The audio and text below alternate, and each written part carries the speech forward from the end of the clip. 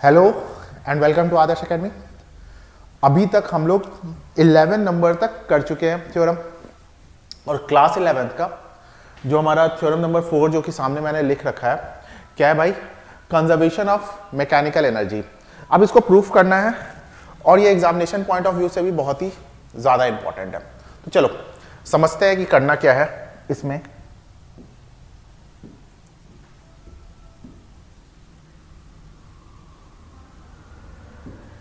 देखो हमने क्या किया कि भाई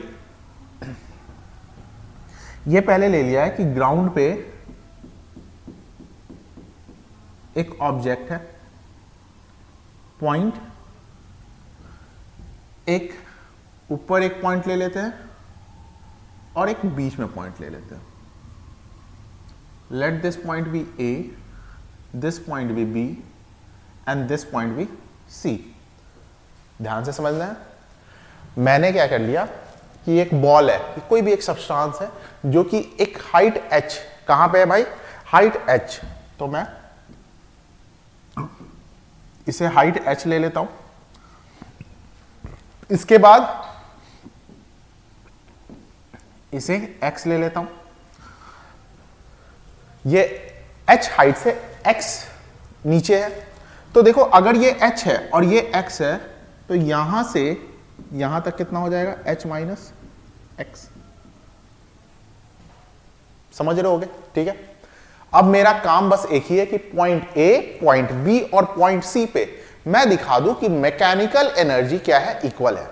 मैकेनिकल एनर्जी अगर मैं बात करूं होता क्या है, तो it is nothing but potential energy plus kinetic energy. मैं पूरा सिनेरियो बता रहा हूं फिर से, ताकि आप लोगों को थोड़ा सा भी कंफ्यूजन ना रहे। हमेशा की तरह एक बार वीडियो देखने के बाद जरूर से खुद से लिख लेना, बिल्कुल दिमाग में बैठ जाएगा, छप जाएगा ये। ठीक है भाई, हमें करना क्या है? तो क्या करना है? मैकेनिकल एनर्जी को दिखाना है फ्री फॉल में कि कंजर्व होता है। मतलब कि जो मैकेनिकल एनर्जी पॉइंट ए पे रहेगा वही मैकेनिकल एनर्जी बी पे रहेगा, वही मैकेनिकल एनर्जी सी पे रहेगा। अच्छा, मैंने क्या किया, एक h हाइट ले लिया है और a पॉइंट से नीचे x डिस्टेंस पे दूसरा पॉइंट ले लिया है b। ठीक है, तो मैं सबसे पहले कैलकुलेट करने जा रहा हूं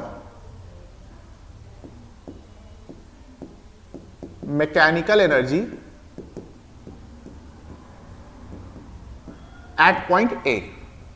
मैं क्या कैलकुलेट करने जा रहा हूं? Mechanical energy at point A.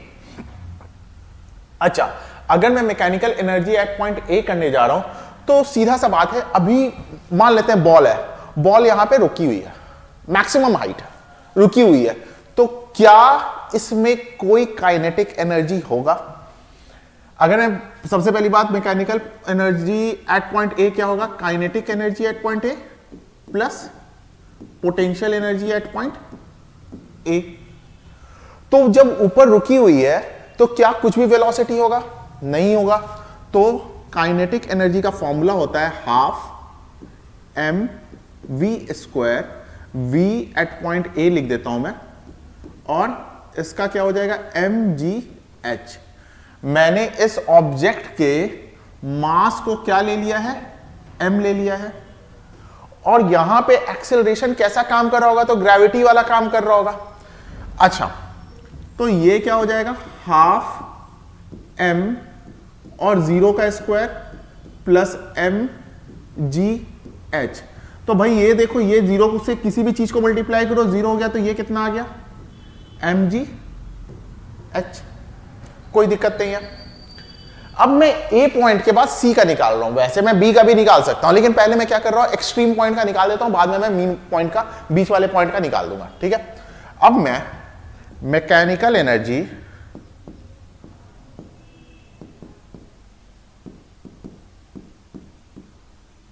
Eight point C निकाल रहा हूं। तो भाई क्या हो जाएगा? Kinetic energy at point C plus potential energy at point सी।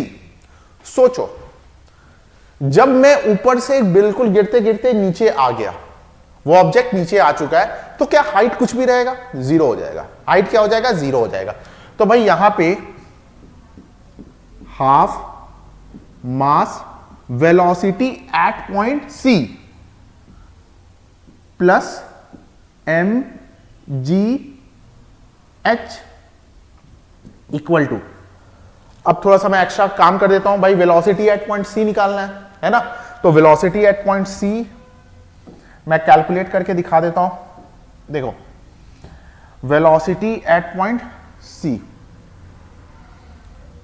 क्या है भाई, तो देखो मैं थर्ड इक्वेशन ऑफ मोशन में जा रहा हूं, फ्रॉम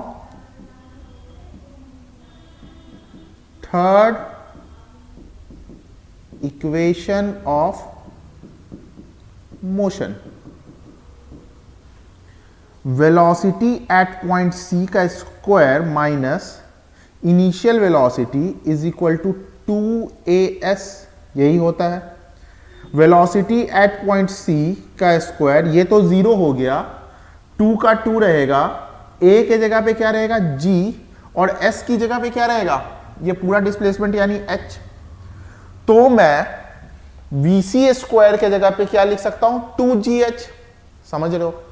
तो चलो इसको मैं यहां पे इंसर्ट करता हूं, तो भाई क्या हो जाएगा, हाफ m v स्क्वायर की जगह पे क्या लिखूंगा 2gh प्लस ये क्या हो जाएगा आपका h 0 है तो mg 0। भाई ये जो 2 है वो इसके साथ कैंसिल हो गया, ये 0 हो गया तो क्या हो गया mg h।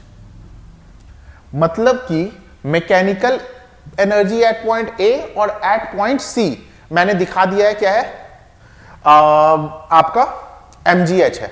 अब मेन काम है बी पे दिखाना, ठीक है। तो चलो कैलकुलेट करते हैं। मैकेनिकल एनर्जी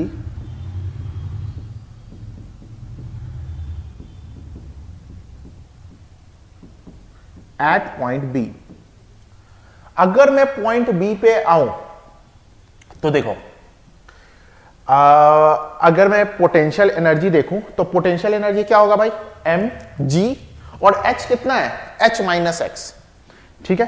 तो ये यही होगा ना kinetic energy at point B plus potential energy at point B. Kinetic energy जैसे मैंने इसका कैलकुलेट किया है एट पॉइंट सी, वैसे ही मैं पॉइंट बी का भी कैलकुलेट कर सकता हूं। तो मैं आपको पहले कैलकुलेट करके दिखाई देता हूं। देखो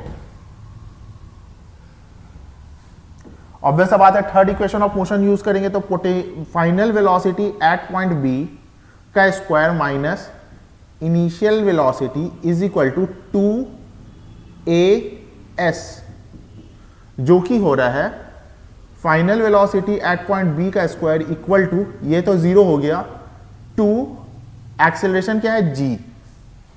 अच्छा यहां पे अगर मैं बात करूं s यानी डिस्प्लेसमेंट, यहां पे डिस्प्लेसमेंट का बात करूं तो ऊपर से नीचे गिरा है ना, मैं ऊपर से नीचे देखूंगा तभी तो मैंने इनिशियल वेलोसिटी क्या लिया था 0 लिया था। मैं ऊपर से अगर नीचे से भी देखोगे तो भी मैं कैलकुलेट करके दिखा दूंगा, क्यों मेहनत करना है इतना, आराम से, ठीक है। तो ऊपर से गिर रहा है तभी तो मैंने इनिशियल वेलोसिटी क्या लिया है 0 लिया है, तो मेरे लिए डिस्प्लेसमेंट क्या हो गया x हो गया, ठीक है। तो मैं यहां पे half m v B square की जगह पे क्या लिख सकता हूं 2gx plus potential energy, potential energy क्या आ जाएगा भाई mg, और इस बार h क्या हो जाएगा, पोटेंशियल एनर्जी जब हम लोग कैलकुलेट करते हैं तो नीचे से हाइट लेते हैं यानी कि h माइनस x। अच्छा यहां से 2 से 2 कैंसिल हो गया तो क्या आ गया mgx plus mgh minus mgx, ये जो है इसके साथ गया और यहां पे क्या आ गया mgh। अब हम लोग क्या लिखेंगे मैकेनिकल एनर्जी, नेक्स्ट पेज पे मैं लिख दे रहा हूं। पहले तो मैं यहां पे साइड हो जा रहा हूं, स्क्रीनशॉट लेके लिख लेना, ठीक है। अब देखो लास्ट लाइन क्या लिखेंगे, hence mechanical energy at point A B and C are equal so it is conserved. ये लास्ट 2 लाइन है, असली काम हमने इस यहां पे किया था। तो भाई उम्मीद है कि आप लोग इसको समझ गए होंगे, मैंने बहुत ही एक्सप्लेन करके किया है। अभी इसके बाद भी हमारे लगभग रहते हैं 20 के लगभग डेरिवेशंस रहते हैं, आते जाएंगे। सबको रिवाइज करते जाओ, एग्जामिनेशन पॉइंट ऑफ व्यू से बहुत ज्यादा इंपॉर्टेंट है। ठीक है, तो इस वीडियो के लिए तैयार।